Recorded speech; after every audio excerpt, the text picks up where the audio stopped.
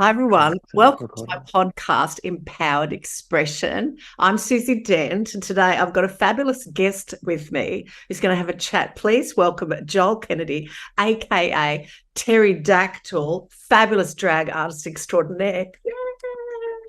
Hi everybody, I'm excited to be here. Crowds go wild.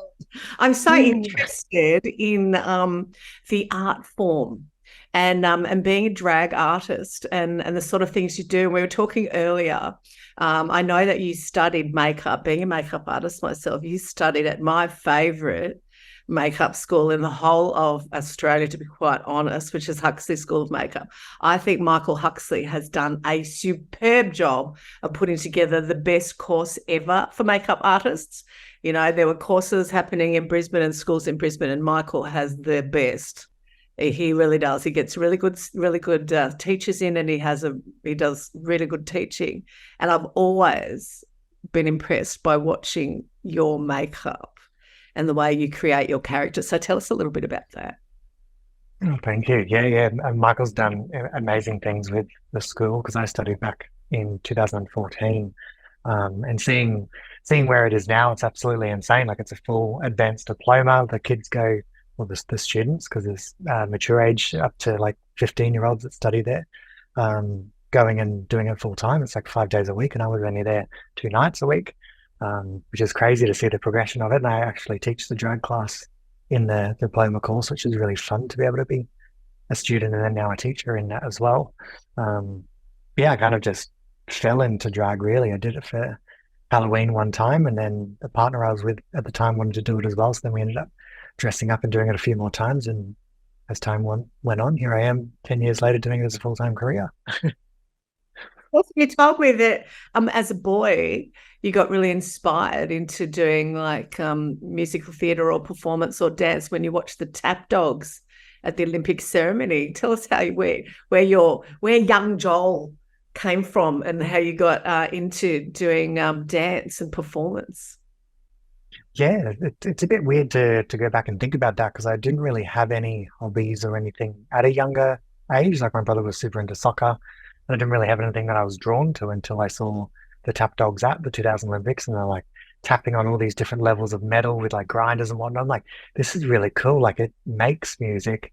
They're doing it with their feet as well as it's like a creative outlet, which I was kind of creative at a younger age, just dressing up and doing like plays and that kind of stuff at their house. So seeing that, and then I got put into tap and then jazz, and then eventually hip hop syllabus came along and did that as well, which then took me into a full-time musical theatre course that I did straight out of high school. And then yeah, I guess that led me into drag because I was backup dancing behind drag queens, and that's where I kind of first got my immersed experience around the art form of drag. Had you seen much drag when you were studying? Because I remember when back in the 80s, I have my brother's gay, and we used to, if we're from Sydney. So I remember seeing my first drag show that was very fringe, and you pretty much couldn't get in unless you were with someone that was gay. So my brother got me in the door and saw Okay. drag artists of the time, and it was I was blown away by the art form and Mm. by the costumes and the makeup. It was great, but it wasn't as accepted as like whole performance art as it is now. Like I said, it was very Yeah. fringy. So how did you? Where did you? Because you're, I'm quite a bit older than you. So where did you first experience your first drag show? Do you I remember? think it would have been, yeah, Fluffy nightclub in Brisbane. I went out for my 18th and saw the drag queen there. And that was, yeah, like probably, I don't know, maybe 8 months before I actually did drag for the first time. So I wasn't really interested in it. I didn't understand it. So I found it quite weird, especially growing up in kind of like a heteronormative suburban community, not being around gay people. The only first experience I got to be around gay people was when I went out for my 18th birthday.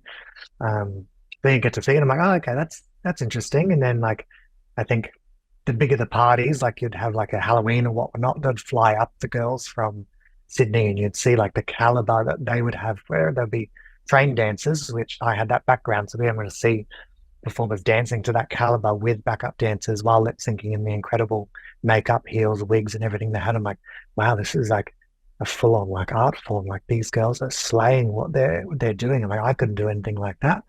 But I kind of got to experience it backup dancing behind the queens and seeing it, and then did it for Halloween myself to kind of test the waters and see what it was like. Do you find it, for me, wearing high heel shoes, it's really difficult. It's that in itself is an art form, and some of the costumes that you wear, and the heels that you wear, and you're Mm. dancing and strutting around in these heels.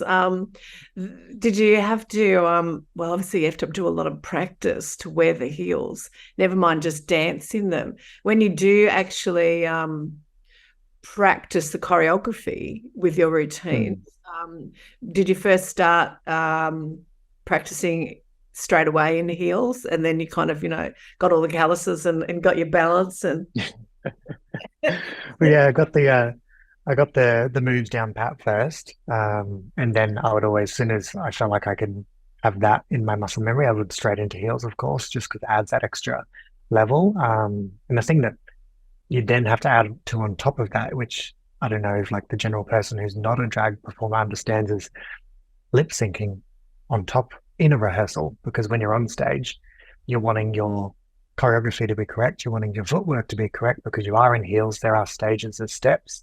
So taking a step is different than taking a step in a flat foot, but also lip syncing words. And then you have to emote what those words are on top. So once you've got those three basics down, then you can just have fun with it and be in the moment, which is what you'll see of a new performer versus someone who's seasoned. They might look like they're a little bit of the deer in the headlights kind of thing, because they're all those things aren't smooth sailing, and at the back of their mind they've got four different things going on right in front of their faces. So getting that, it does take time and take years of practice. Luckily, I did have that dance training, so being on the balls of my feet was quite natural to me. Actually did a gig on Thursday night and I slid into a pair of heels. I'm like, oh, this is so comfy. Like just walking around, I'm like, this is a weird thing to think about and say right now. Like I'm a 6'2", almost 30-year-old man just sliding on a pair of heels. I'm like, oh, thank God these are comfy. Like, not something I think I would think about if I was looking back at 18-year-old me. oh, and isn't it great when we look back on where we started and how far we've come? When you were young and you did start to do drag, how did your parents take it? Were you still living at home then? Yeah, I was living at home, and I had my kind of first long-term relationship who was living with me. So I did drag for Halloween, and then the bar that I was working at and backup dancing behind the Queens, they do a pageant each year. So I thought, oh, I'm a dancer, like I've got the musical theatre and acting and singing background. I'm like, I'll enter this competition and win a trip to Bali and some money. I didn't see it as what it is now, a career of drag. I'm just like, oh, this is like an easy way to make money. I just thought drag was easy. You just get on stage and move your mouth around to other people's music. But yeah, got into that, and that was kind of really hard. Like I said, all those different elements that you have to add on top of it. I looked horrible. I danced horrible, but I had so much fun doing it. And my parents didn't know anything about this. But mum must have been cleaning the spare room, which is where I kind of hid everything and kept everything. And I had a styled wig on one of the bedside tables that I'd done up and gotten out of the wardrobe. So I put it there to rest, to work on throughout the week. And yeah, she must have gone in there, which she doesn't usually do too often because we didn't have too many visitors that would stay in the room. And then confronted me in the kitchen one day. She's like, "Oh, what's that hair thing that you've got in the spare room?" I'm like, "Oh, the wig." I'm like, "I did drag for Halloween. I hadn't told her about this competition that I was entering and whatnot." She's like, "Oh, okay." She's like, "You're going to do it again?" I'm like, "Yeah." I'm like, I had fun with it. And she's like, "Okay." And then that was kind of it from my memory. This was 10 years ago now. So all I do remember is going back to my bedroom and just chilling, looking out my bedroom window at some point, and her car was parked in the driveway. And usually she's gone by 3 p.m. because that's when her shift at work would start. I'm like, oh, she's still here. I wonder what's going on. So I go to her bedroom and she's wrapped up in bed, like the doona up to her neck, like she's freezing.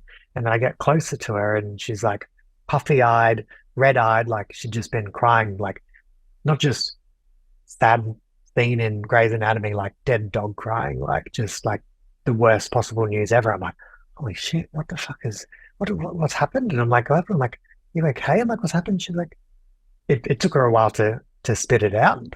She gave me a little bit dramatic as well, which I love about her, and that's probably where I get the dramatics from. Yeah, she's like, oh, I didn't think you'd like turn out like this. I didn't think you'd want to be a woman. I'm like, oh, I'm like, I don't want to be a woman. Like I'm just dressing up for fun. Like it's entertainment. I don't know really where I'm going or what I'm doing with it, but I'm like, yeah, just having fun with it. And she's like, oh, okay. We had a bit more of a discussion around it. And she's like, I'm going to have to tell your dad, which is like famous last words when it comes to my mum. She's always like, oh, I can't keep secrets from your father. I'm like, it does that. You need to know everything. But yeah, no. And she obviously had that conversation with him.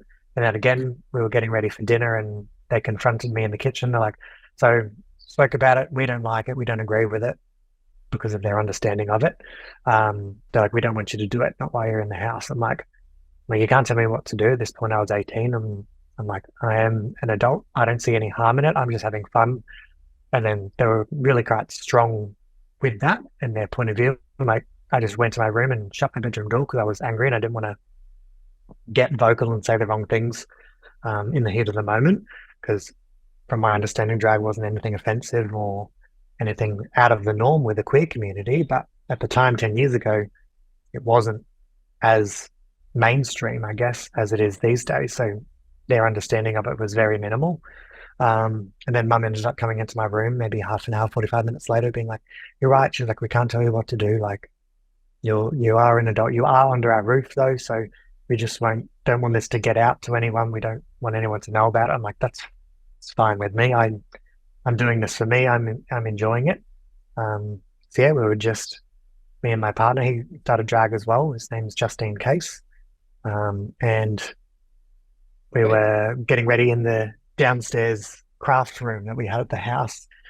We'd got some mirrors from IKEA, stuck them to the walls, and we were sitting on the tables because there was no chairs that were high enough for us to see the mirrors. So we'd get ready on top of the countertop with our legs crossed, and just head out the garage door and go to Fluffy the nightclub every Sunday night. One of us would drive and we'd pick up a friend that lived around the corner and go as like a little trio in drag, looking absolutely horrendous in probably like the cheapest outfits we bought or made, and like wig styled ourselves with toilet rolls. That's the funnest part about drag when you first started, just creating and doing all that new stuff as you're younger. And as time went on, I went to the hairdresser who I'd been going to since I was as far back as I can remember. And she'd be like, oh, your mum showed us photos of you from the weekend. I'm like, oh, okay. She's like, yeah, you look really good. Like, we really like it. And they were like super encouraging and they loved it. I'm like, okay. I'm like, in my head, I'm like, I thought we weren't telling anyone. I'm like, now the hairdressers know. And then I go to the shopping center where my mum worked as a courier driver for a florist, and all those ladies in there were super lovely. And I knew that the owner was a makeup artist. So they started asking me like, oh, we saw photos of you in drag at the weekend. You look really good. And mum was standing there too. And like, she was a bit hesitant, I guess, because of their reactions and like what they could possibly think and me being there and talking to them about it. And I'm like, oh yeah, like I was super positive about it. But again, I was like, I thought we weren't telling anyone. And then it kind of just snowballed into the point of mum coming to our shows every birthday. She would get her a booth and the owner would know it was my mum and her friends. So he'd shout them like a bottle of champagne and they'd have like a bottle of champers and a booth there and they'd all just get a hotel for the night and come out, which was really fun. And mum's always been supportive of my creativity and whatnot as a creative herself. So that's been really, really fun. It took a while for dad to wrap his head around it. He's the youngest of 5 boys from living in New Zealand as well. So in a small town, like they didn't really have, I guess, any of that either. So until I started making money by doing drag, he kind of saw it as like a hobby, I guess, instead of just a weird thing where I just go dress up as a woman and go out. But as time gone on, he's seen kind of like the caliber of the gigs that I've had and the shows that I've been able to put on and the people that I've touched. I know the first time he came to a show was in would have been June of 2018. I announced that I was moving to Melbourne, so I was leaving my family and going off on my own down to Melbourne. And I guess that was his last opportunity to see me perform, or first as well. So he ended up coming along and got to see it.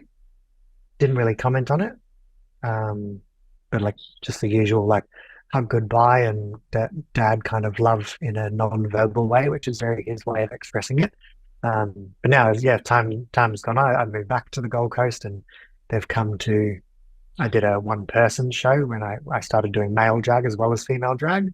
I put on this show, and I kind of went through my life up until that point, and I had gone through a really dark space, which I mentioned briefly in the Couch Out Loud show that I'd gotten over, and he got to see kind of things that I hadn't really told him in front of 150 people, and seeing people's relativity to it and how they have family members who are queer and go through those same experiences, or people in the audience who go through that kind of same mental health issues, and them all congregating around me and I was sharing experiences and having good outcomes and good chats about it, and him seeing those people enjoying what I was doing, then really kind of flipped a switch within him to see that I'm not just dressing up for money or putting on a show, like I'm meeting people in a way that they may not be seen or heard in the usual kind of context of life. And then, yeah, now he came to the show on the weekend, and a fundraiser that I ran, and I gave him a call. He's like, "Oh, the show like went really well, didn't it?" And then I felt like it was one of the weaker ones. Like there was a few things that didn't go as planned. So I wasn't 100% happy with how it went because I'm quite a harsh critic when it comes to my art. And yeah, he was really like positive, and I think it's like the most oomph he's kind of given me from a performance as well. And he had another guy there that had met who was partner of my mum's friend, and he'd never been to a show, and he admitted to my dad as well that 10 years ago he wouldn't have done anything like this and would have been quite homophobic himself. So I was really open and actually enjoyed it, and enjoyed that we're raising money as well as the entertainment value of the show. So dad was really cool to have that kind of conversation with him over the phone in regards to that. And he's like, yeah, people just need to be open-minded and just take it as it is what it is. I'm like, yeah, that's right. I'm like, it is what it is. Like we're just here to have fun and celebrate ourselves and authenticity. So, but long story short, it's just been like a really nice journey with my parents, to have this and see them grow within themselves from the exposure that I'm giving them to the queer community, as well as authenticity within myself, and seeing that kind of change within the community because I'm noticing it in them. So, wow, that's just so good. I'm so pleased for you that your parents have had this amazing journey with you and been really very accepting, were they as accept, and you said that you like your boyfriend, your partner at the time lived in the house with you, so lived with your parents, so they're obviously quite accepting of you being gay as well. When you come, how old were you? Yeah. I came out at 17 as soon as I finished school because I was at a Catholic high school, so I didn't know how that would go down if I Yeah. did come out there. I was already being bullied for being gay, even though I hadn't come out type thing. Like people just kind of assumed because I was dancing that that was the case. And yeah, I came out. Mum again got quite emotional, but I think she was just scared of what Dad would say. And when I was younger, like around the ages of 13 to 16, he was quite verbally homophobic. There'd be something that would come on the TV or the news. I remember when Modern Family was started on TV. That was probably the first gay couple in a prime time TV slot in Australia for sure. And he's like, I don't know why this stuff is on our TV. It's being rubbed in our faces, but all it is just two queer people existing as they would in everyday life. And that really affected me because I was hearing that kind of homophobic rhetoric in school, and then now I'm hearing it at home, which took me to the point of getting to the verge of suicide and planning a way out and that kind of stuff. So that took me in a really dark place at a young age, and I'm glad I wasn't successful. But to go from that to where he's calling me on the weekend and saying how much he enjoyed it is like huge Oh, for him and huge for a progression for um what the how the queer community has come to more light and acceptance. oh, look, it's wonderful and a beautiful thing. My brother's gay, and he didn't have that experience in my household when he came out. I think he came out. He was about 17 as well, and it took my father. My father was very religious and literally had his head in the Bible our whole lives. Took Yeah. him hedges to come and see him. I actually moved out of home at 18, and then eventually my brother came to live with me, and he was living with me at the time. And our father came down to where we lived, spent an hour with him, said nothing, and then when he was leaving, he gave my brother a piece of paper. On the piece of paper was a Bible verse, that fabulous Bible verse that basically told him that he was an abomination and he was going to hell. Mm. They didn't talk about my brother being gay. They never accepted that he was gay. My dad would say things like, "Oh, he's always got beautiful women around him, you know. That's just him. He's chosen the single man life." It's like, and then he'd say, "I wish, I had chosen that." And it's just like, no, Dad, he's gay, you know. Yeah, No, just the complete denial. complete denial, absolutely his Mm. entire life, complete denial.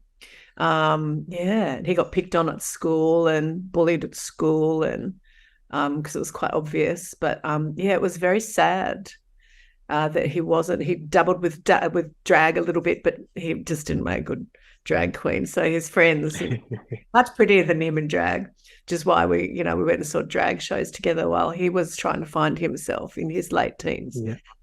But I think listening to your experience, I wish my brother had had an experience like that. And I know many, I'm sure you know, many other men and women who have not had a good experience. And as you said, it drove you to suicidal thoughts. And, when you don't have the backing of your family and you're getting this homophobic rhetoric at home, it's really, especially when you're young and you're impressionable, well, at any age really, Mm. but when you're young and impressionable, it really does hurt your heart and it hurts your soul because you're just you and you're just being you. And the people that are supposed to love you most in the entire world don't accept you being you, which is Yeah. very sad. So it's awesome that your dad's kind of gone full circle. But also in the beginning when, you had your partner living at home, they were obviously quite accepting of that, which is Mm. really, really wonderful. And just shows to me how much your parents love you, Yeah. oh, makes my heart swell, it was horrible for me and for my brother. So I ended up kind of raising my brother from his late teens because my parents didn't. And it was very, very sad that his entire life they didn't actually see him and everything was a lie. And You know, that's all every human wants is just to be seen for who they are. that's exactly right. So I'm and now Mm. your dad is, bringing his friends to your shows. And what you have done is it's just expanding this beautiful little thing that you're doing and influencing people and influencing your family, your folks, a different generation. And they're telling their friends and they're able to accept this new world that they thought one thing of and now realize it's not anything like what they thought it was. When they were Mm. saying, the first thing your mum was going, I didn't think you wanted to, be a woman. And like, well, no, no, no, no. And I mean, obviously, drag is the extreme version of being a woman, it's like, so Yeah. you don't actually see women looking like that with that No. much on. It's like, okay, mum, so can you explain? So as a makeup artist, I've had many cross-dresser men who like to cross-dress and but they don't wear drag. They like to wear Yeah. women's clothes. They like to wear women's underwear and they like to wear subtle makeup and subtle wigs. I'm saying subtle because drag is completely unsubtle. Yeah. Um, Over the top. and I think in society, there's many people that don't understand the difference. They don't know the difference. They kind of lump it all into one category, and it's so not. So what would explain to us what the difference is, please? Well, I guess drag is a hyper extension of femininity in the main category of drag. There is so many different subcategories to it, where it's like even if someone's not a performer, the art of drag is a performance. Walking out of the house as a character is a performance. I like to say, if I ever dumb it down for anyone, I'm like, I'm a clown. I'm a pretty clown. I dress up to entertain people. I just happen to be pretty. And there's other drags of forms of drag that isn't pretty. But I'm like, that's kind of like the easiest way I dumb it down for people to make it comprehend, where someone who's a cross-dresser just enjoys wearing clothing that's not typically assigned to their gender. And it could be sexual, it could be not. It could just be something that they enjoy doing, or it could be something for sexual, whatever they want to do, promiscuities.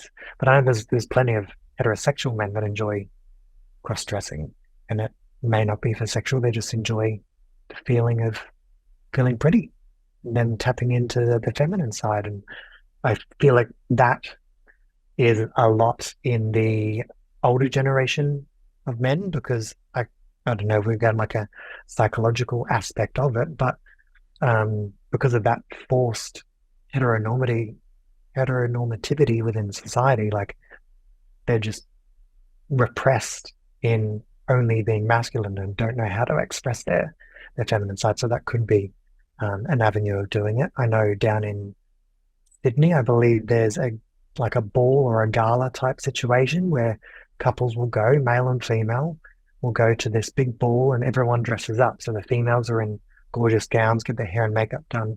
And then so do the men. They wear dresses and gowns and get their hair and makeup done, and they go with their partners, enjoy a nice night out together. And I believe that kind of category, I think they've labeled themselves seahorses, because the male seahorse carries the children and it's the one that's pregnant.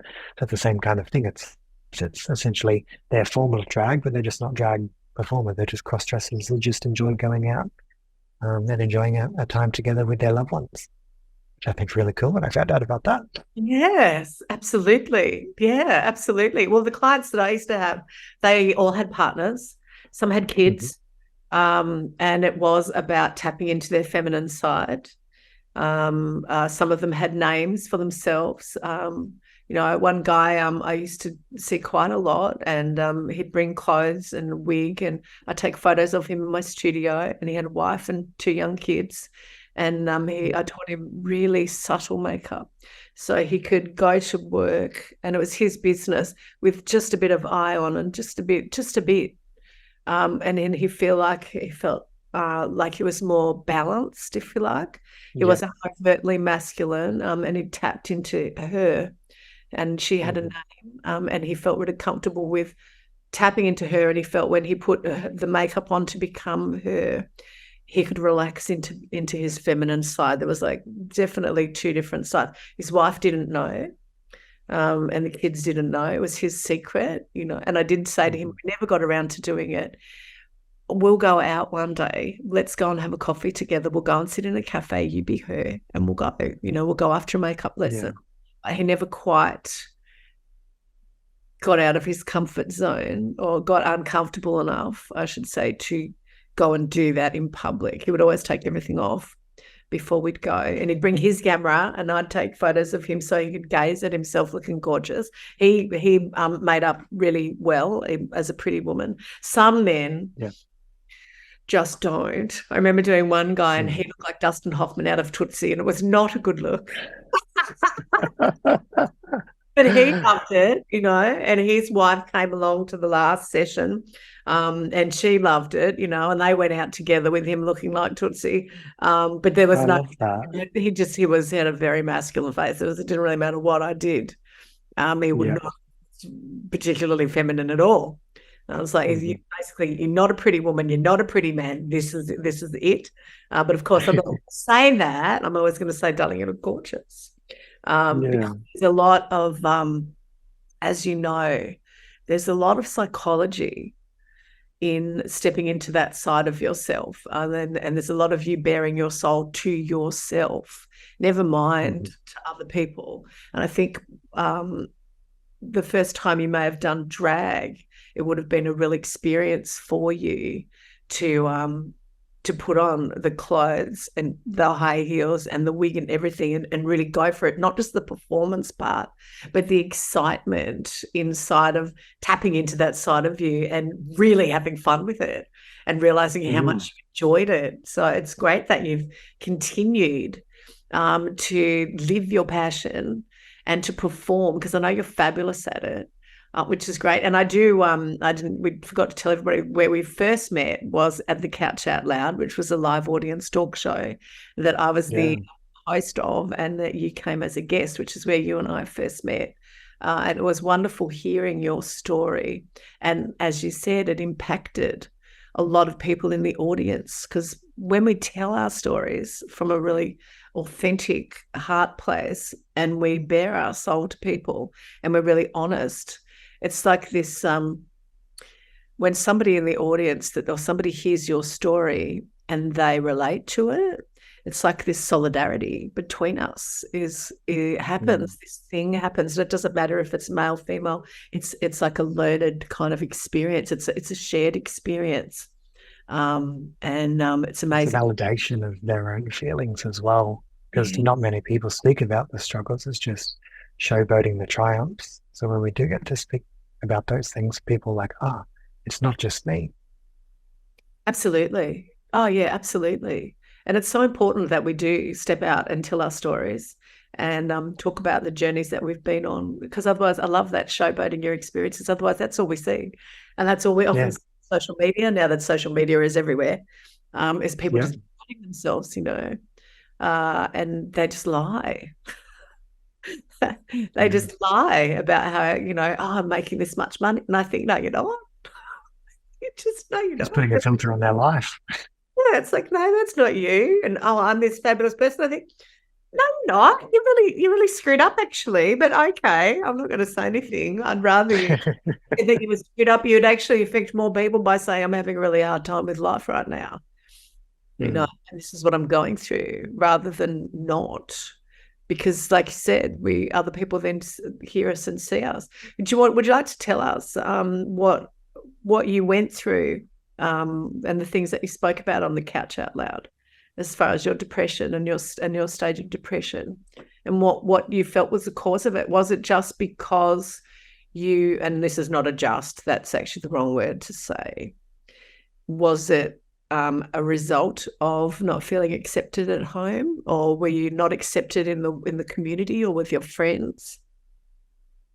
Yeah, I feel like it's a bit of like a mixing pot of multiple different things. Definitely some like childhood traumas around not being accepted or um, validated for who I was, and those things are still arising as time goes on that I didn't realize that are still kind of sitting there. And I've been doing the work with my therapist in regards to those things that come up at the time. But yeah, it's definitely, I was put in the box of being gay before I fully understood what that was within myself.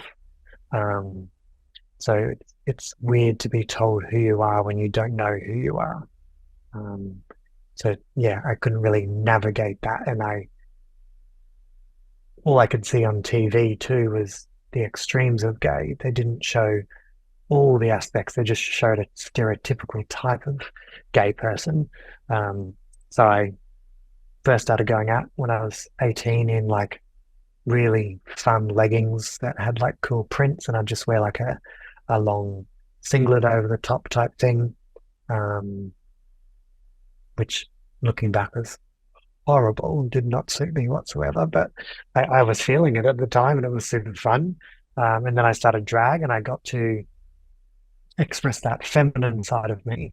And I always say drag lets me express that feminine side. So it's when I'm not in drag, Joel gets to express the masculine side. So I get that kind of balance between the two. And then the more I've done that, I'm like, oh, but the feminine side's also part of Joel. So sometimes I'll go out in masculine presenting clothes, but then I'll have like a smoky eye, and like bronzer and highlighter on. So I get the balance of both where I don't have to be rigid in a feminine or a masculine kind of presenting look. I can blur the genders a bit and do the unconventional norm of what a male or a female should look like. And then, as we spoke prior to this, I started the male character of Terry. So that's why I chose the name Pterodactyl when I transitioned from just doing female drag to male and female drag. Terry is a gender fluid name, so no matter what way I'm presenting, I can still be called Terry. And through doing the male form of drag, I get to dance like a male. I get to position myself like a male. So it's then tapping into more of my masculinity side within Joel. So the journey that drag has taken me on is just kind of finding most of those sides, which when I was younger, I didn't have that experience type of thing. And that's why I think drag is such a good learning opportunity for the younger kids who are, are struggling with themselves, that they can just be authentic. And that's why I do try and run a few events that are all ages. So those kids that may need to see it get to see it, because I didn't get to see it, and that's where I felt lost. And if there's any way that I can help kids not experience that same kind of isolation and alone feeling that they have, I feel like that's my purpose. I don't care if I'm getting paid or not, like as long as I can kind of make that kind of difference. And that's kind of helping me out of my depression as well, that I've kind of found my purpose within myself is just to be myself. So yeah, it was a really dark time, and doing drag has been a struggle as well, because especially in Queensland, it's still very homophobic. I find people accept it and they won't be verbal about it, but there's still passive aggressive tendencies that people can have towards queer community, especially with trans issues and rights being spoken about right now, because it's new to them. That's still something that people feel like they can attack, which then leads back to as gay people, like, oh, they're not really accepting of the gay community. They've understood what gay men are and gay females are, and now they're moving on to the next thing that they don't understand to try and attack. So it's hard still for me to deal with that, because then it's reigniting old feelings that I had when I was 14, 15 of not being accepted, because I'm empathizing with the trans or gender non-conforming community of how that feels to not be accepted and it to be blasted through the media as a negative. And kids also seeing that as then going to affect that. So it's been like a roller coaster of waves of the depression. Like, again, I'm constantly still working on it and working on myself, and I'm grateful for these things that I get to experience, because I know that there's more work that needs to be done. And I did go through a tough phase when I was in Melbourne, and that was the reason I moved back to Queensland, because I got to the point again where I wanted to end my life. And I got involved with drugs and just going out all the time just to try and numb and mask how I was feeling, and not knowing that I was doing that to myself. But being back in Queensland and then creating my own work, as well as being booked for things that I enjoy doing, and being able to spread that message as well while I'm doing it, just kind of validates myself that I'm on the right path. I am who I'm meant to be, and I get to help others do that as well. I don't know if that really touched on the depression to the point of what No, we were aiming for. actually, that was perfect. That was perfect. When I was listening to you, it's interesting. When I was listening to you, I never realized and thought about putting a gay man in the same category as a trans woman. But what you said there is, and there is a lot coming up about trans women now, that's affecting natural born women, and I'm not very good with all the terminologies. Um, but I never thought of putting it, I would never have put it in gay men and women category. It's weird. But like you said, it's like the heterosexual community, we've got used to gays. Now we've got to, now we've found something else to bag. And now we've Yeah, found something else to be uh, insecure about that we don't understand. and Uh, project our own insecurities on. yeah, that's exactly right. And that it's not just affecting those women who are trans, but the whole queer community as a whole. I think, Mm, it'd be nice if we could just go through life with love and kindness. But that just doesn't really happen, does it? I have trans mm, friends, and I never even knew my girlfriend was trans. I just thought she was a really butch lesbian, until she actually came out and told me. And then I was just completely blown away by the physical journey that she had gone through and the surgeries that she had gone through to be her mm, true authentic self, which is just a whole different category really of finding out who you are. And then of course you've got the judgment of society and all that sort of stuff. So you have the you that's trapped inside. You get to express yourself as you have. You be your authentic self, and still you are judged and found wanting. However, people are nasty regardless of what sex you are. People are going to judge regardless of who you are and where you are and what sex you are and all that sort of stuff. I think there's a lot of hatred in the world from either mm. misunderstanding, or there's just a lot of really screwed up people that bring their own internal struggles out and project them on other people and make it their fault, which is just, it's sad, isn't it? But we are improving and we have come a long way. No longer do we, Absolutely. marrying women and living in the closet and having kids and then not actually coming out of the closet till their 50s or 60s and finally, being their true authentic selves. At least Mm. now. That's why I love that, your parents let your partner move into their house, you lived under their roof. I mean, I do that with my son as well, just like, you're my boy, whatever, bring it Mm. on. He lives with his girlfriend. If it was a boyfriend, he'd be living with his boyfriend with me. Yeah. Like parents, I wouldn't have a problem. It helps that I have a gay brother and was raised with my gay brother and different issues. And I would get angry at people picking on him. And I was like his protector. I was like a tomboy and he was the effeminate boy. So I was the one riding my dragster and climbing trees and stuff with the boys. And he was at home Yeah. playing, which he was really good at. And I would always stand up for him and protect him. And not having that kind of knowledge or growing up with that, I think people, they have very small lives sometimes, don't they? And like you said, your parents needed to be shown a different world and shown a different way of you being you. And when they Mm. understood what drag really was, they accepted not just, they obviously always accepted you, they got more of a knowledge of where you were going and accepted the whole drag community as a whole, which means that your parents have got so much more knowledge and understanding and acceptance of the queer community as a whole, which they're then, talking to their friends about, which is what we're supposed to be doing. We're supposed to be educating and all that sort of stuff.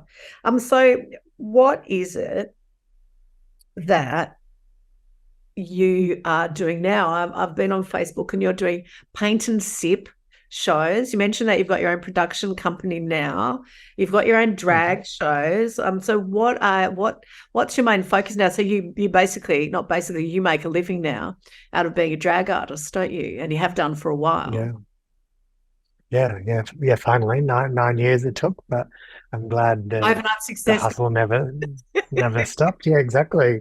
It's taken me places. Like I did a movie in 2020, which was really cool. But yeah, I've been at the Pink Flamingo, which is like a massive theatre here on the Gold Coast. It was purely a drag production show, so we had three drag performers. We'd all do group numbers as well as individual spots, and I got to actually tap on stage, and that's really hard in a I was going to performance ask you aspect actually because, if you can tap. yeah, like so tap my strong suit after the tap dogs all those years ago, and wanting to be able to do that. So I got to do it on stage because they had all that proper equipment. Because usually in a nightclub or in another venue where you perform, they wouldn't have the equipment to be able to pick up the noise of the tapping for the audience to hear. And we're performing to 220 people in an audience. So when you've got that many people, you need large speakers. So you can imagine how loud the shows would be. But what I would do is just have a lapel mic that would usually clip under a wig or to the side, thread through my stockings that would come out of my foot and be taped to my tap shoe so they could pick it up. And then the mic pack in my back that I'd take off and on just for when I needed that type thing. That was really cool. And I So did you have started a cord running all my the way down own, your stockings, or it was like the mic was yeah, in? down my stockings. How uncomfortable. Yeah, very. And Yeah. I'd need to wear it for the entire show because I'm wearing 6 pairs of stockings. Yeah, And you yeah. can't just You're pull out a completely cord under freaked that in. many pairs. Yeah, it was great. With And tap then, shoes. yeah, So a small heel. yeah, yeah, smaller heel. Couldn't find the stiletto ones. I remember I thought I used to see them back in the day, but no, it was just a small Yeah, I one. think they're I all actually got in con that sort of heel. yeah, I actually got in contact with one of the tap dogs, which was really cool. I did a Christmas event at Cavill Steakhouse here on the Gold Coast, and it was for a ladies' lunch. And I mentioned the story of how I got into dancing, and one of the ladies works with one of the ex-tap dogs. So she gave me his number and actually called him and had a chat with him. And he's like, oh, I can actually like figure out a way to block up a pair of heels and get taps attached to it, which life got in the way and I never actually got to do it. But it was really cool to like connect with someone who I idolized and went to shows with and started this essentially my drag journey based on seeing them perform on TV back in 2000. Um, and yeah, so from that, I've done multiple different types of shows. I do regular trivia events. I do the paint and sits, as you mentioned. We're about to go and do a North Queensland tour from Sunshine Coast to Port Douglas and stop at a town every day kind of thing over 3 weeks. And then yeah, my own show, Illegally Blonde, that I've produced with two other performers. That I've done on the Gold Coast, and then it got picked up in Brisbane, so we've been doing in Brisbane for the last 2 months. And then this week, as of Thursday, we'll be performing it at Splendor on the Grass, which is like one of Australia's biggest festivals as well, which is Huge. very exciting. That's 40,000 people at that festival, so hopefully we get Yeah.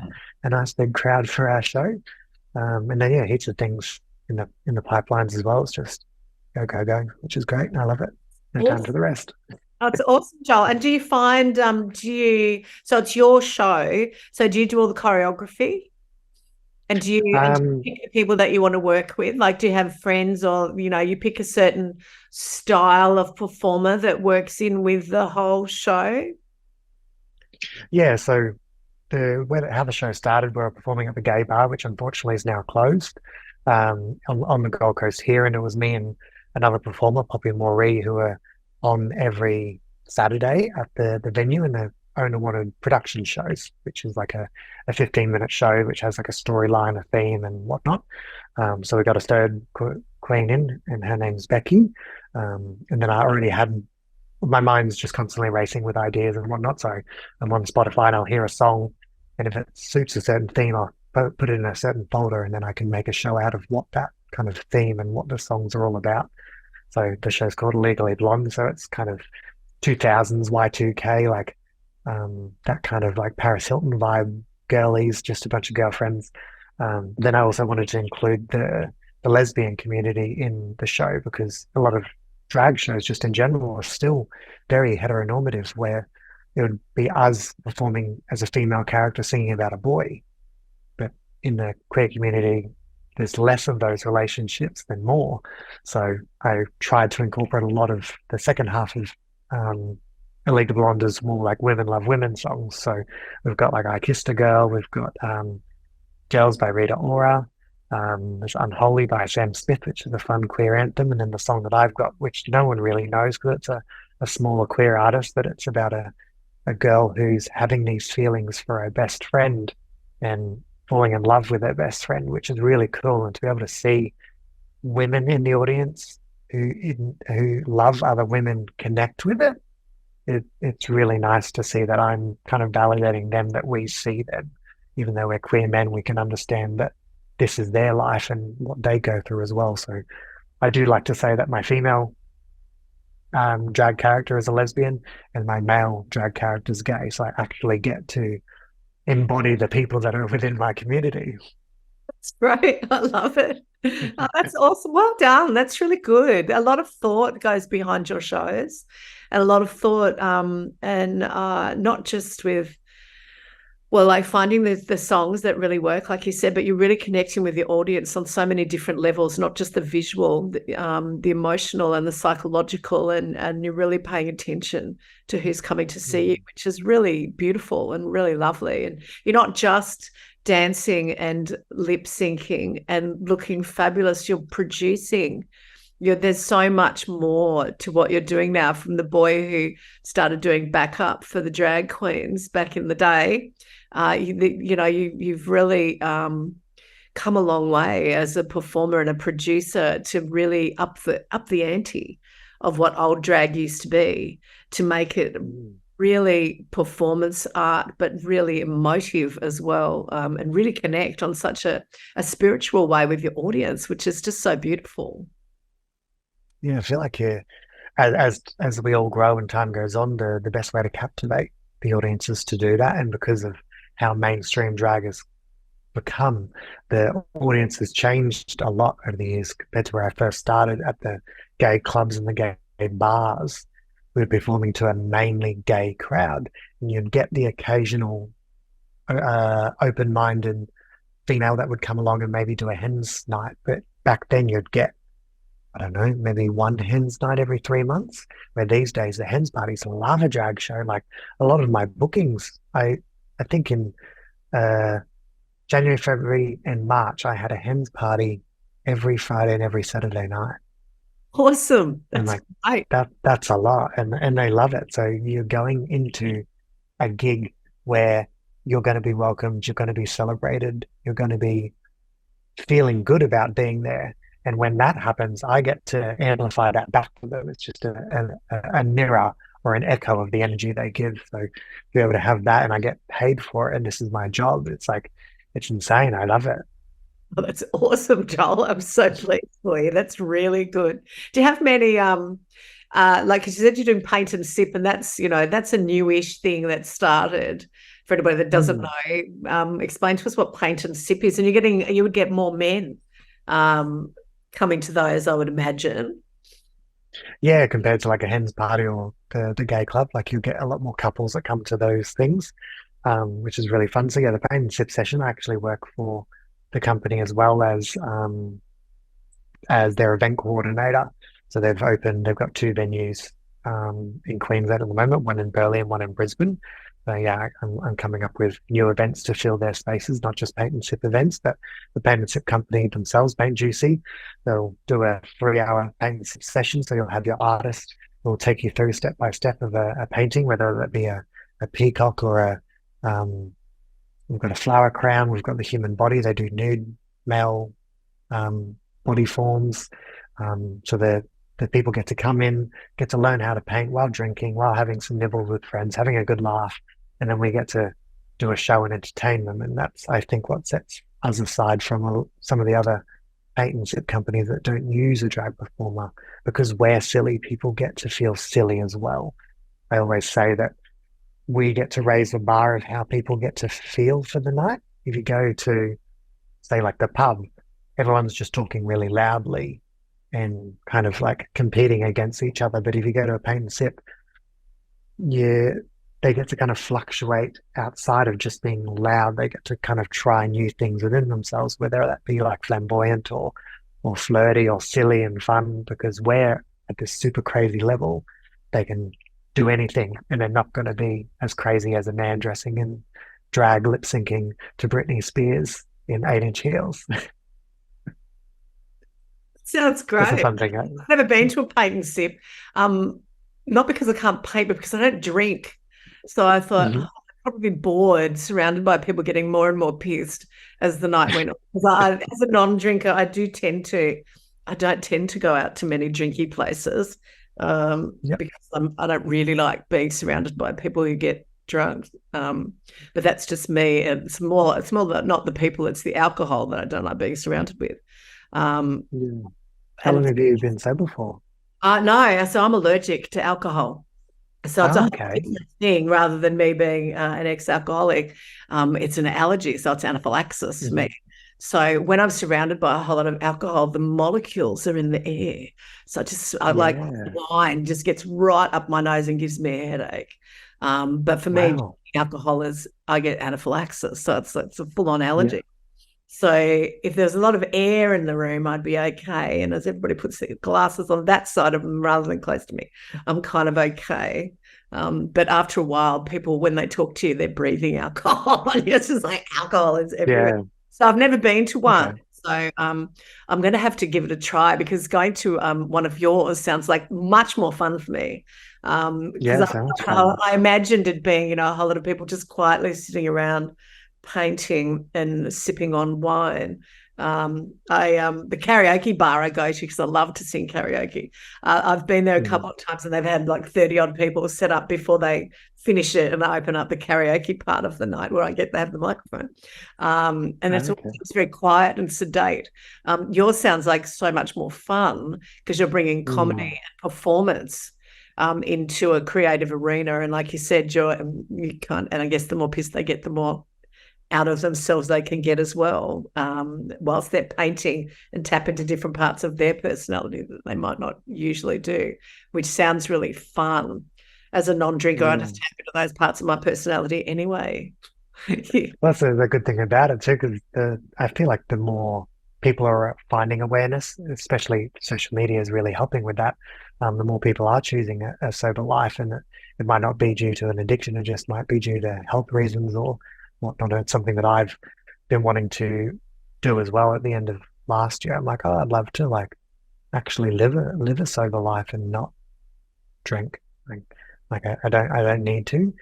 So that's one of the goals for me in the future is just to not have alcohol. But like you said, being around people who are intoxicated can be quite annoying as well, I find. So sometimes I do drink just so I can tolerate um, Yeah, people like that. people And don't and I, realize and when I they, caught myself doing that. So yeah. what was that? Sorry. I was going to say people don't realize, or maybe they do, when they do get past a certain the certain stage of being happy pissed, they start telling you the same story again and again. That's usually when I was younger. That'd be when I would leave. So I'm bored now. Once I'm not going for a third time because you're just not that interesting. Mm, Or men, you'd be at a bar with your girlfriends, waiting to pick up for the night, back in my 20s. And men would sit on the other side of the room and they'd look at me all night until they got really drunk. And then they'd come over and be just like, fat tits. I'm not going yeah. with you. I would have gone home with you when you were sober, mate, and you would have been in with a shot. But Yeah, now, shoot your shot when you want it. Don't yeah, wait till it no, but takes you're not over. now because you're too pissed to drive. You can't carry on a conversation, and now I'm really bored. So you shouldn't have got to that level of inebriation. And living a Mm, sober life. I tried other things when I was younger. As you do. Um, yeah. uh, you drinking makes people angry sometimes. Hmm. Drinking will let people be honest. People Yep. that are not honest, it brings them out of themselves. So they will tell you exactly what they think of you, life, the universe, and everything when they reach that certain stage. Drinking alcohol also kills your brain cells, it ages your skin. Hmm. More people have accidents and die drinking alcohol and hurt their bodies, their livers, their kidneys than smoking pot, for instance. Nobody's died from smoking marijuana. They might have died from eating, but For the munchies. it's like I'm just going to watch the commercials and eat whatever I can put in my mouth because it just tastes. Mm. Um, but I will come and try a paint and sip class. So what's on the horizon for you, Joel? What are you passionate about now? You mentioned about like doing shows or doing things for younger people and Mhm. making your shows more available to younger people. How do you do that? Do you go to Well, the school? fundraisers Okay, so then that I've fundraising been to to, all ages. yeah, so we open it to all ages. I think the first one I did was our Christmas fundraiser last year. We made it all ages, um, and we had maybe 12 kids come along to that one. And of course, it's drag, so a lot of nighttime club humor can be adult only. The songs can be adult only, and of course, we cater to family friendly events. So there's no swearing, there's no shows that have anything that kids shouldn't be listening to, and that's a kind of a big fight that's happening right now with drag performers and the people that are making up absolute stories about how drag queens are groomers and whatnot because they're reading a book to a child. But there's never been a drag queen convicted of any child abuse cases. It's always been the church. But that's a different topic altogether. But yeah, it's been really nice to be able to have parents that want their kids to be around it, as well as children that want to be around it at the events. And if they don't want that, then they don't have to come. But the people that do come to events enjoy that and love it. The last one that I did was in Mother's Day. We did a Mother's Day one, and we had kids come along, and the photos that you can see, some of them on my Facebook page on the Mother's Day album, just the kids' faces, they just light up when they see this big, shiny, gorgeous thing standing in front of them. And like the one that I did Ariel. So I had this full length gown, like dressed as Ariel with this big, it more looked like an Ursula hairstyle than Ariel. It was like a vintage Ursula, vintage Ariel, you could say, like a big red hair. And like I was just performing, and there was this little girl in the front row just like pointing at me. She's like, "Mum, it's Ariel." It was just so cute. Like it's just innocence. They love it. And then I did Let It Go from Frozen, and they're just singing along. They're having a good time. Like I said earlier, I'm just a pretty clown. Like I'm there to entertain, and the kids love it. That's all they see it as. It's no one sexualizes drag besides the adults.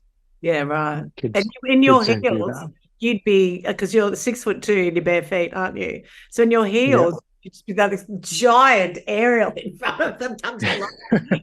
Amazing, amazing. Yeah, 6'2" plus 4 to 7 inch heels, and then about another 6 to 8 inches of hair. So Yeah, yeah. a And very about the hair, large area. do Yeah. you style your own wigs, or do you get someone to do it for you? I have someone do them for me. Poppy, who's in my Illegally Blonde show, she's an incredible wig stylist. I just don't have the patience.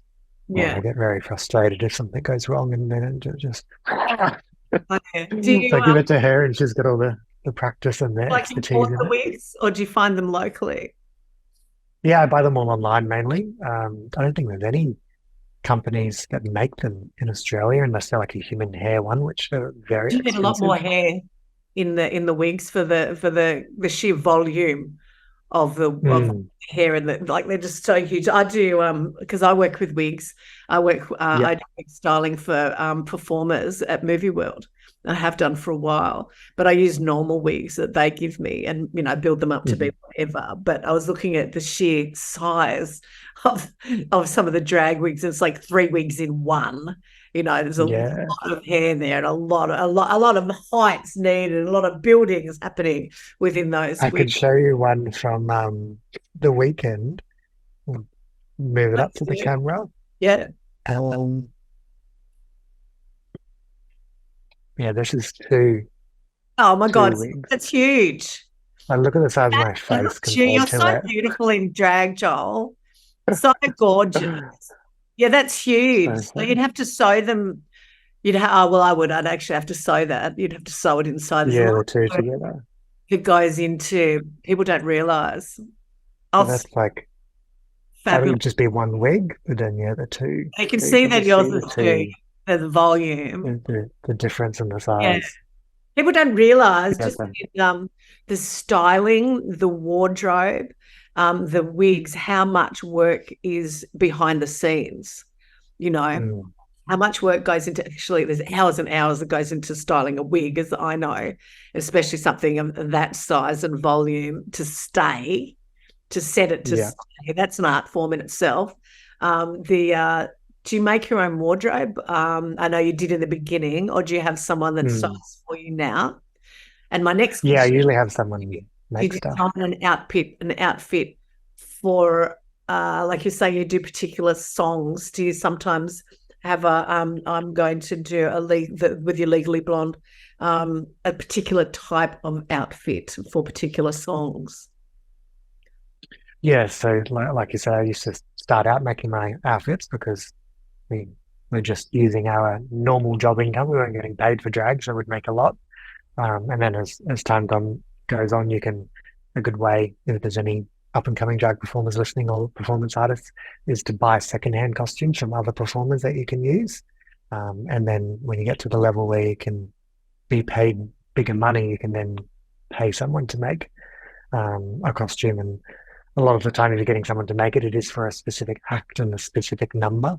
So we do that as well. I've got this one as my um, photo wallpaper, which I have made recently, Oh, wow. but I made it to match the hair. Yeah, yeah, So we that's did the yellow and the blue colors. very fluid. So that was an idea that I sketched up, and I gave it to the costume maker that I had, and she smashed it out and absolutely nailed it. And then what I would do is the things that I still do to costuming is like rhinestoning, because that would take Yeah. 16 to 32 hours of just sitting there adding stones to a costume. So I'll get her to make the costume, and then in any of my spare time while watching a movie or watching TV, I'll just be there, just dot a glue, rhinestone, dot a glue, rhinestone. Yeah, absolutely. And how long does it take you? I know you've got your makeup and wigs down to a fine art. How long does it take you to get ready with the full makeup and wigs? And do you glue your wigs on, or are they Yeah, lace front? Do you glue the lace front on so they really yeah, stay? we'll definitely glue the lace front, especially that one that I showed earlier where it's a 2 weeks because I'm spinning and performing. I don't want it to go flying off, so gluing the whole way around. Yeah, Yeah, just my makeup and then getting into drag. My makeup's 2 hours, and then getting dressed is probably another half hour, 45 minutes because I've got to put my padding on, which is to give me the shape, and then the costume, and then the wig. But then a lot of people also forget that there's body maintenance. I've got to shave my chest, my stomach, my arms, my armpits, and my face, then shower. Got to cleanse and tone and moisturize my face before, so I've got a smooth surface. Otherwise, the makeup's just going to seep into my skin as the event goes on, and then I'm just going to look horrible under lights, horrible in photos with people. And then I've got to moisturize my body as well. Otherwise, my skin will look dry on stage. So that's another hour before you even start the makeup. So you've done 4.5 hours before you even get to the gig. And then you've got another 3 to 8 hours of a gig, and then getting home and getting out of drag. So when you charge someone what you do for drag, you're not just charging for the 2 hour to 6 hour window that you're there, you're charging for the whole time you're there, plus all that costume prep, all the wig prep as well on top. oh, as you should, as a performer, as you Mm. should. And how do you go? You must at summer with a play with gigs with no air conditioning. I mean, you must drop kilos. You'd be so sweaty underneath all that padding. You'd be peeling it off and like wringing it out. So sweaty. Drag is what we say is drag is not a summer sport. No, no. Winter is great for drag because we feel like it's just room temperature because I mean so many layers. And as I like to say, like as most people know, in winter you wear socks and a beanie because that's where the heat escapes. Yeah. So imagine doing that in the summer. Oh yeah. Oh yeah. And those wigs, they're so hot to wear wigs. And you know, Mm. you're prancing around and you're dancing, and that in itself without all the costumes on and holding yourself in a particular way as well. So you're being elegant, and trying not to sweat because you've got to, you know, the makeup that you use obviously has to be completely waterproof. Mhm. Otherwise, you know, you'd be having huge problems with sweating through your makeup. There's a lot that goes into being a drag performer. It's. I think it's given everybody a really, really lovely indication of what it's like to be a drag Yeah. artist. I really appreciate that you shared everything that you shared with us today, Joel. It's been awesome. What are your plans for the future? What are you passionate about now? Where are you taking your production company now? Um, I just want to create more and create more for the queer community as well. There's a show that I've been sitting on for a little while, And I brought it up with Paint Juicy today, who I'm doing the events coordination for. So towards the end of this year or the start of next year, I want to do a show, and instead of the title X-rated, I want to make it X-gated. So it's just very queer, positive in a sexual way. So like striptease, all that kind of stuff, because I feel like the queer community is already super sexualized by the heterosexual community. We kind of steer clear of it because we don't want people to see us in just that way, where I feel like we don't get to own it and embrace it. But for that show, I kind of want to feel empowered within myself. I'm like, I am a sexual being, and that's a normal part of being a human being. So I'd love to have that with myself and other performers. So queer people or heterosexual people, if they're open-minded and enjoy entertainment as well from the community, that can see that as a normal part of life. So that's another show that I have starting in the works. But I'm sure you probably have heard of RuPaul's Drag Race as well, Oh yeah, which is taking over the world. So love hopefully, watching that. yeah. So hoping to get on one of the upcoming Down Under seasons as well. I feel like that'd be awesome. So that would be amazing. You'd be fabulous on that. Some of the artists, I've got to say, are just, well, they're a bit, well, you're beautiful, darling. So, it'd be really nice to see your beauty represented on screen with RuPaul. And because I think he's always he's always looked beautiful. I remember seeing him Mm, perform, or seeing her perform years and years and years and years and years ago. It was just like, mind blowing, a straight girl from from the Bible community that I was in, saying yeah. amazing performer, really blew my mind. But I've always loved the theatricality of it all. So I look forward to that. That'd be amazing to see you, because I won't say ugly. Some of the other, just, but then I just think, wow, some of the makeup again is amazing.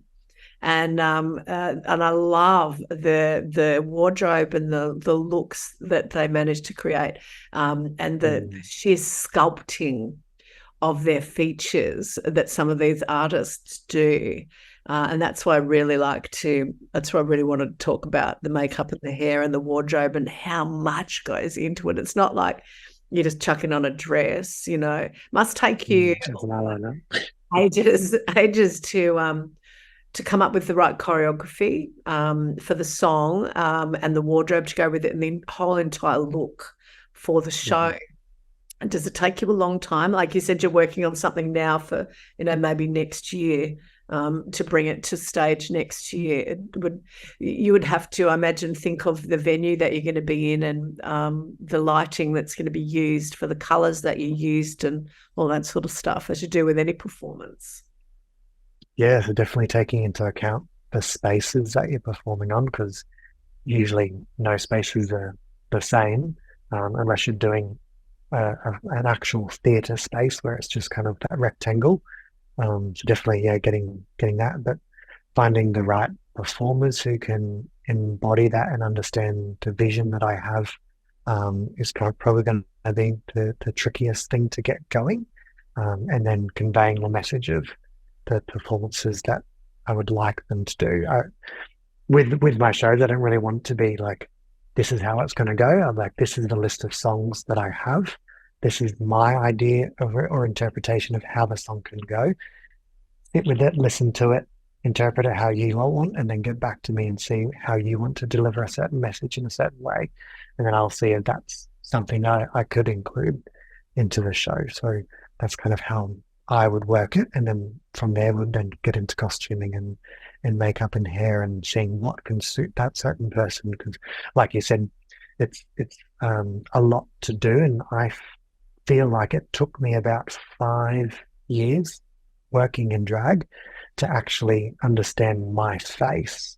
Because when I first started in drag, there was one drag YouTube tutorial on YouTube, and these days there's everything under the sun. So especially as people who enjoy makeup, like yourself, when you teach someone makeup, they might go to YouTube and they'll see a YouTube tutorial of a really pretty makeup look, but their face shape is not the same as the one that they're watching on YouTube. So they attempt that, and it doesn't sit right. They may be doing a really good job, but it just doesn't sit right on their face because they've got a hooded eye or they've got a round face. And the tutorials for someone with a long face. So until you can understand that as a creator, which not everybody is, it takes a while to get it. And then I finally got it and then it just clicks. Like now, my canvas is the same. My eye shapes, I brow is the shape, and then this is just a white canvas.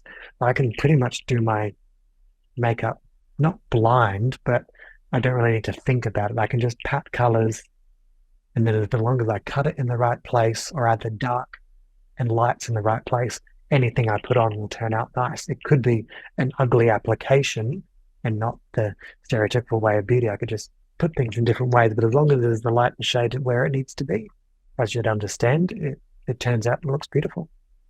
Oh, that's great. Do you teach? I know you said you were teaching drag makeup at Huxley's. Do private Mm. lessons for makeup artists that might want to learn? Um, Not I think for it makeup sounds like you artists. I have haven't much actually. time, really. No, no. Something I wanted to do on the back of painting sets was like a blush and booze. That's kind of like the name that I've sat on. So people come to a class and instead of painting a canvas, they'll be painting their faces. So we'll be instructing them how to do like a smoky eye or a winged liner, and they can have like a few little drinks and some nibbles. Or if someone doesn't drink, then they can come along and have some juice and nibbles, and they can learn the skill while also being around drag. Because I feel like again that would knock down that barrier of uncomfortability and let them loosen up a little bit where they can just enjoy themselves, make mistakes, and learn. Yeah, that sounds great.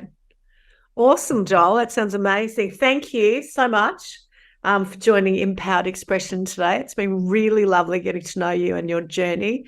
I'm sure everybody's had a really wonderful time listening to you explain and talk and lead us on this beautiful journey that's been your life since you were 18. So thank you, thank you, thank you so much for coming, Joel. Really appreciate it. Thank you. No worries. Thanks for having me, Susie. I appreciate it. It's been fun.